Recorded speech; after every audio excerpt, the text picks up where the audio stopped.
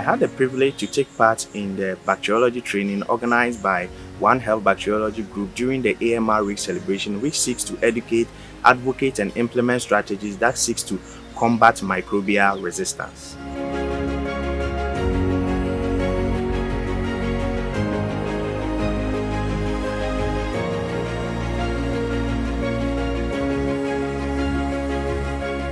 I was fortunate to be able to participate in this training and this bacteriology training, and honestly it has been very beneficial to me.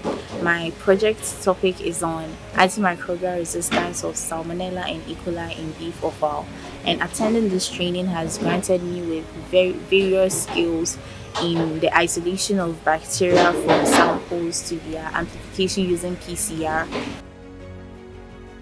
I really appreciate this training and it has really helped me so much, and I hope that this training will be continued and can be repeated for other people to also experience this amazing period so that they will also get the hands-on ability to perform their practical works. The training was top-notch and I was able to learn and understand other diagnostic techniques like the Vitek 2 compact, the use of the quantitative PCR, and also API and many other laboratory testing techniques.